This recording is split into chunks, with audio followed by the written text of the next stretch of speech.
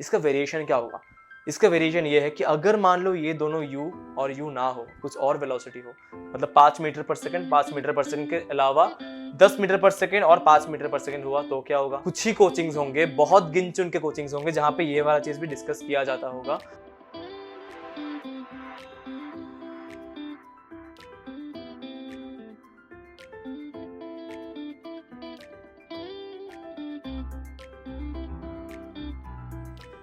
Hello everyone, welcome to our new channel Faction Olympiads.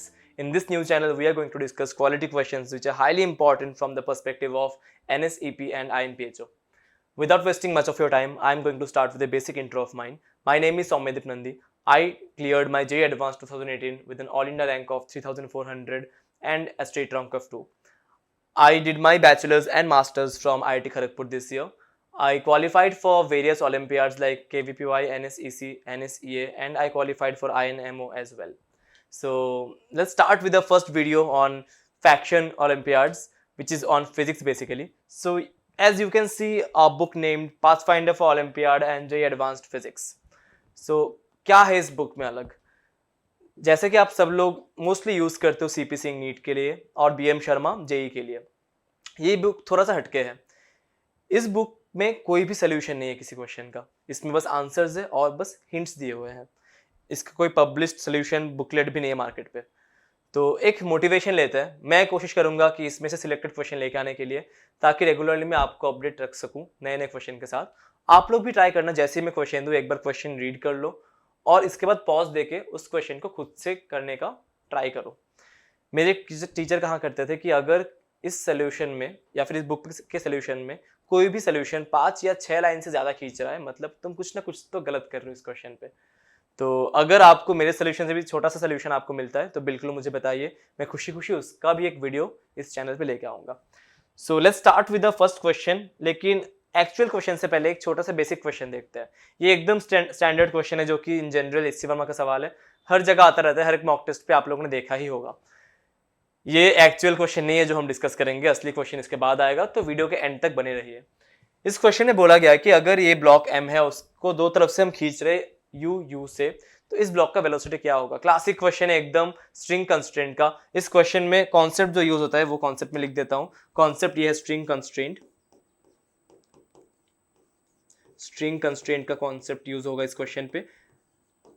और भैया string constraint हमें बोलता क्या है? ये बोलता है कि अगर किसी भी दो एंड पॉइंट्स को हम ले ले स्ट्रिंग में और उन दोनों पॉइंट का जो एक्चुअल वेलोसिटी है उस वेलोसिटी का कंपोनेंट ले ले स्ट्रिंग के अलोंग, तो वो दोनों वेलोसिटीज इक्वल आएंगे। मतलब मान लो कि अगर ये स्ट्रिंग है ऐसा, इसका एक पॉइंट का वेलोसिटी है v1 इस तरफ, एक पॉइंट का वेलोसिटी है v2 इस तरफ, दोनों एक्चुअल वेलोसिटी है। उसका मीनिंग क्या है मैं बताऊंगा आपको। तो स्ट्रिंग कंस्ट्रेंट ये बोलता है अगर इस दोनों वेलोसिटी का कंपोनेंट हम अलोंग द स्ट्रिंग ले ले तो इन दोनों का वैल्यू क्या होगा? इक्वल। तो एक बार लिख देता हूं मैं, ये कंपोनेंट ऑफ कौन सा velocity? Actual. Component of actual velocity of the points along the string, मेरे साथ साथ आप भी लिख लो, along the string should be equal, along the string should be equal। एक अलग सा कॉपी बना लो आप लोग ओलंपियाड के लिए, जहां पे ये सब क्वेश्चन आप लोग लिख के रख सकते हो। नए वैरायटीज है तो आपको मजा भी आएगा। Should be equal. Actual velocity का मतलब क्या है? जो बंदा मान लो कि ग्राउंड पे खड़ा है, अगर ये ब्लॉक ऊपर की तरफ जा रहा है, मैं क्या देखूंगा? इस ब्लॉक को ऊपर की तरफ जाते हुए, तो इस ब्लॉक का एक्चुअल वेलोसिटी कहाँ हो गया? ऊपर की तरफ। जैसे कि ये पॉइंट नीचे आ रहा है तो मैं क्या देख रहा हूँ? ये पॉइंट नीचे की तरफ जा रहा है, मतलब इसका एक्चुअल वेलोसिटी हो गया नीचे की तरफ। तो जो पॉइंट्स के एक्चुअल वेलोसिटीज होंगे, तो मान लो कि इस पॉइंट का एक्चुअल वेलोसिटी है ऊपर की तरफ v, क्योंकि ये ब्लॉक ऊपर जाएगा, और इस पॉइंट का वेलोसिटी हो गया नीचे की तरफ u, क्योंकि ये पॉइंट नीचे आएगा। तो इस स्ट्रिंग के अलोंग अगर देखूं मैं, तो इस v का एक कंपोनेंट होगा इस तरफ v cos थीटा। इस पॉइंट का वेलोसिटी है v cos theta along the string. इस पॉइंट का वेलोसिटी है u नीचे अलोंग द स्ट्रिंग। और स्ट्रिंग कंस्ट्रेंट हमें बोलता है कि इन दोनों वेलोसिटी को इक्वल होना ही होगा, क्योंकि अगर नहीं हुआ तो स्ट्रिंग का लेंथ इक्वल होना पॉसिबल नहीं है। ठीक है, तो v cos theta should be equal to u। ये आप लोगों ने, मैं एज्यूम करके चल रहा हूं कि आप लोगों ने ऑलरेडी स्ट्रिंग कंस्ट्रेंट पढ़ लिया है। मैं इस सीरीज में कॉन्सेप्ट्स को उतने एक्सप्लेन नहीं करूंगा, मोस्टली क्वेश्चन डिस्कस करूंगा। कॉन्सेप्ट्स एक्सप्लेन करने के लिए ऑलरेडी क्लासेस चल रही है ऑफलाइन पे, ऑनलाइन में भी मैं वीडियोस डालता रहता हूँ इन जनरल, बट इस चैनल पे बस क्वेश्चंस आने वाले हैं। तो अगर आप लोग देख लीजिए v cos थीटा और u इक्वल हो गए तो बेसिक सी बात है v equal to u by cos theta आ जाएगा। और ये सवाल जनरली आता है, आपको पता है ये आंसर आएगा। इसका वेरिएशन क्या होगा? इसका वेरिएशन ये है कि अगर मान लो ये दोनों u और u ना हो, कुछ और वेलोसिटी हो, मतलब 5 मीटर पर सेकंड, 5 मीटर पर सेकंड के अलावा 10 मीटर पर सेकंड और 5 मीटर पर सेकंड हुआ, तो क्या होगा? तब क्वेश्चन की डिफिकल्टी थोड़ी सी बढ़ जाती है। तब इतनी आसानी से हम लोग इस कॉन्सेप्ट को अप्लाई नहीं कर सकते। जैसे कि ये मान लो ये वाला क्वेश्चन काइनेमेटिक्स का है, उसी बुक से पाथफाइंडर से, जिसमें बोला गया है कि एक ब्लॉक है, उसका नाम दिया गया है ए। इसको हम लोग दो तरफ से खींच रहे हैं, u1 और u2 से। तो इस ब्लॉक का एक्चुअल वेलोसिटी क्या होगा? Find the speed of the load. Load मतलब ये ए वाला ब्लॉक। बीच का जो पूरा एंगल है ना वो थीटा दिया है। इसमें कॉन्सेप्ट क्या यूज हो रहा है आप समझो।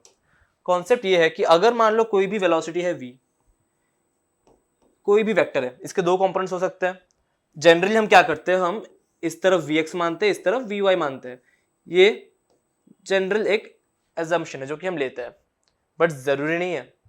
इसी एक्सिस को मैं x बोलूंगा, वो मेरी मर्जी है। मैं इसको भी x बोल सकता हूं, मैं इसको भी x बोल सकता हूं। कोऑर्डिनेट्स के नाम को हम खुद डिसाइड कर सकते हैं, हम खुद से नाम दे सकते हैं। जनरली सब लोग इसको x बोलते हैं, इसलिए हम भी मान लेते हैं कि भैया चलो इसको x बोल देते हैं। अगर मान लो कि वेलोसिटी ये v हुआ, मेरी मर्जी है कि मैं इसको vx नहीं बोलूंगा, मैं vx बोलूंगा इस वाले को। लेकिन इसमें कोई दिक्कत नहीं है, लेकिन मुझे ये दिमाग में रखना होगा कि अगर ये vx हुआ तो vy को इसके परपेंडिकुलर होना ही होगा। कंडीशन यही है कि आप लोग x और y को किसी भी तरफ ले सकते हो, लेकिन x और y को एक दूसरे के परपेंडिकुलर होना जरूरी है।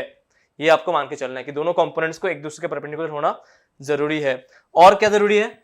ये जो v होगा ना रिजल्टेंट, इसका वैल्यू दोनों कंपोनेंट के समेशन के, बेसिकली स्क्वायर के समेशन के इक्वल होना चाहिए। ये वेक्टर में हम लोग पढ़ चुके हैं, मैं एज्यूम कर रहा हूँ आप लोगों को ये चीज पता है, ये बेसिक सी चीजें पता है। अब इस क्वेश्चन को कैसे करेंगे? मुझे नहीं पता भैया कि ये ब्लॉक कहाँ जाएगा, ये नीचे जाएगा, ऊपर, ये ऊपर जाएगा, किस तरफ जाएगा, ऐसे जाएगा कि इधर जाएगा कि इधर जाएगा, मुझे कुछ आइडिया नहीं है। तो क्योंकि मुझे कुछ आइडिया नहीं है, मैंने एज्यूम कर लिया कि चलो मान सकते हैं कि इसका कंपोनेंट होगा ना इस तरफ, vx बोल दो इसको मैं। मुझे बस दिमाग में क्या रखना है कि vy जो होगा ये बस इसके परपेंडिकुलर आएगा, vy मतलब ये दोनों परपेंडिकुलर होने चाहिए। अगर भैया मान लो कि ये दोनों परपेंडिकुलर ही है और इसको मैं हल्का सा एक्सटेंड कर दूं, ये पूरा थीटा हो गया, तो ये क्या होगा बताओ आप सब लोग? पाई माइनस थीटा होगा या फिर 180 माइनस थीटा होगा। ये पूरा थीटा है, ये 90 है, ये छोटा सा एंगल क्या होगा? ये होगा theta minus pi by 2। Clear सी बात है एकदम। अब मैं स्ट्रिंग 1 देखता हूं, मैं इसको स्ट्रिंग 1 नाम देता हूं, मैं इसको स्ट्रिंग 2 नाम देता हूं। अगर मैं स्ट्रिंग 1 को देखूं, स्ट्रिंग 1 को देख रहा हूं मैं, ठीक है।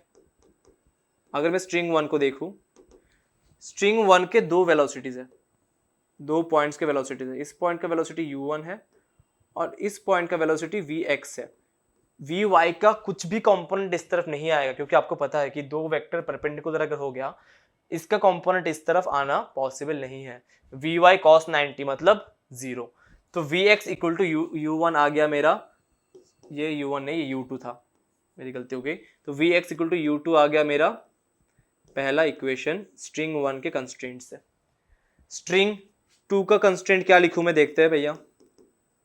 स्ट्रिंग 2 का कंस्ट्रेंट, मैं इस वाले स्ट्रिंग को देख रहा हूं। अब इस वाला स्ट्रिंग ऐसा जा रहा है, यहां पे क्या होगा u1, सिंपल सी बात है। अब ये जो पॉइंट है ना, इस पॉइंट के दो वेलोसिटीज है। एक हो गया थोड़ा एंगल पे यहां पे v1, एक हो गया उसके परपेंडिकुलर vx। अब भैया देखो, सॉरी vy, इस vy का कुछ ना कुछ कंपोनेंट आएगा इस तरफ, उसको हम क्या लिखेंगे? vy का ये वाला angle theta minus pi by 2 है, तो vy cos theta minus pi by 2, जिसके साथ थीटा हो उसका नाम cos थीटा, याद रखना ये। vy का साथ vx कौन सा है? पाई माइनस थीटा, तो क्या लिखूंगा मैं? vx के साथ pi minus theta, vx cos pi minus theta. ये आगे मैंने माइनस क्यों दिया? क्योंकि vy का जो कंपोनेंट है और जो vx का कंपोनेंट है वो एक दूसरे के ऑपोजिट है, तो इसलिए इसमें माइनस आ गया। क्योंकि वी वाई का डायरेक्शन इस तरफ ही है तो मैं u1 को इसको इक्वल कर सकता हूं। जैसे कि मैंने यहाँ पे देखा था v x should be equal to u2, v x भी इस तरफ है, u2 भी इस तरफ है, यहाँ पे वी वाई भी इस तरफ है, u1 भी इस तरफ है, इसलिए इन दोनों का साइन पॉजिटिव है, ये वाला नेगेटिव आ गया। बेसिक कंस्ट्रेंट इक्वेशन है, आप लोगों ने देख लिया ये सब, ऑलरेडी क्लासेस में डिस्कस हो चुकी है सब। अब इसमें क्या करें, इसमें मुझे Vx का वैल्यू तो मिल चुका है, मुझे अल्टीमेटली ये निकालना है, मुझे Vx पता हो गया, मुझे Vy चाहिए। यहां पे आप देखोगे तो cos theta minus pi by 2, ये क्या होगा, इसको हम आराम से लिख सकते हैं साइन थीटा। अगर आपको ये चीज नहीं समझ आए तो मैं आपको रिक्वेस्ट करता हूं कि आप लोग एक बार जाके ट्रिगोनोमेट्री वाला एप्लीकेशन पढ़ लो, क्योंकि ये सब बहुत काम आने वाला है आपको आगे जाके। Vx को क्या लिखूंगा, u2, cos pi minus theta को हम बोल सकते हैं माइनस cos थीटा, तो ये आराम से लिख दूंगा मैं प्लस कॉस थीटा, क्योंकि माइनस और माइनस मिलके प्लस हो जाएगा। यहां से वी वाई आ जाएगा u1 minus you cos theta by sine theta.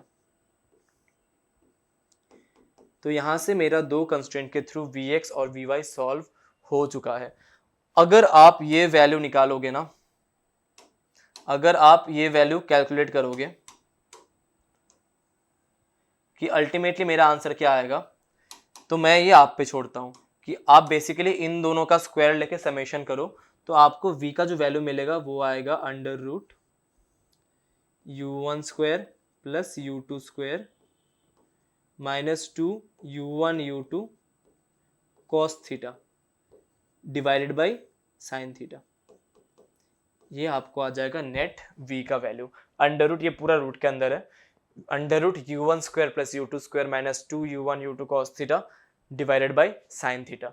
और अगर इस वैल्यू में आप u1 equal to u2 put करोगे ना, आपको आराम से v का जो वैल्यू है वो आ जाएगा u by cos theta by 2, जो कि मेरा पहले आंसर आया था u बाई कॉस थीटा। यहाँ पे कॉस थीटा था क्योंकि मैंने आधे एंगल को थीटा लिया था, यहाँ पे मैंने पूरे एंगल को थीटा लिया, तो ये थीटा बाई 2 आ गया। तो बेसिकली एक स्पेशल केस है जो हम क्लास में पढ़ते हैं, और एक जनरलाइज्ड केस है जो कि हम लोग इन जनरल क्लास में डिस्कस नहीं करते हैं। कुछ ही कोचिंग्स होंगे, बहुत गिन चुन के कोचिंग्स होंगे जहाँ पे ये वाला चीज भी डिस्कस किया जाता होगा, और इसको देख के बच्चे घबरा जाते हैं जब ये क्वेश्चन मे भी पेपर में आ जाए तो। ठीक है, तो ये जनरल वाला सोल्यूशन है। इसका एक हल्का सा कोसाइन रूल जैसा फॉर्मूला आता है, अगर आपको कोसाइन रूल पता है तो दिस बाई साइन थीटा आता है। तो मैं आपको रिक्वेस्ट करूंगा आप ये कैलकुलेशन खुद से करो और देखो ये आंसर आता है कि नहीं। अगर आंसर आ गया u1 equal to you put करो और देखो ये वैल्यू मैच होता है कि नहीं मेरे साथ। मैं ये कैलकुलेशन आप पे छोड़ रहा हूँ, प्रोसेस ये है। कॉन्सेप्ट मेरे दो ही यूज हुए, एक कॉन्सेप्ट था कि मैं किसी भी वेक्टर को किसी भी कॉम्पोनेंट में डिवाइड कर सकता हूँ किसी भी डायरेक्शन पे, जरूरी नहीं है कि मैं इसको x बोलूँ, मैं x को भी x बोल सकता हूँ। जरूरी ये है कि x और y को परपेंडिकुलर होना चाहिए। और दूसरा कॉन्सेप्ट ये यूज हो रहा है कि किसी भी पॉइंट का अगर मैं वेलोसिटी लूँ, मैं एक्चुअल वेलोसिटी का कॉम्पोनेंट लेता हूँ, ये component should be equal to the other velocity, क्योंकि ये स्ट्रिंग कांस्टेंट बोल के जाता है। अगर ये नहीं हुआ तो स्ट्रिंग का लेंथ कांस्टेंट पॉसिबल नहीं है होना। तो इसी के साथ हम लोग अपना पहला वीडियो एंड करते हैं। थोड़ा लंबा खिंच गया क्योंकि मैंने एक सिंपल सा केस भी डिस्कस किया था। आगे के जो वीडियोस है वो और छोटे होने वाले हैं क्योंकि मैं बस एक ही क्वेश्चन डिस्कस करने वाला हूँ। तो ऐसे में और वीडियोस लेकर आता रहूंगा, स्टे ट्यून्ड इस चैनल पे ये सब क्वेश्चन देखने के लिए। साथ ही साथ बायो के भी लेक्चर्स आ रहे हैं, बायो के भी क्वेश्चन आने चालू होंगे अभी, तो एक के बाद एक क्वेश्चन आप लोग लिखते रहिए साथ ही साथ। तो कोशिश करूंगा मैं रेगुलरली हर एक दिन वीडियो लाने का। तो चलो देखते हैं, सी यू ऑल अगेन।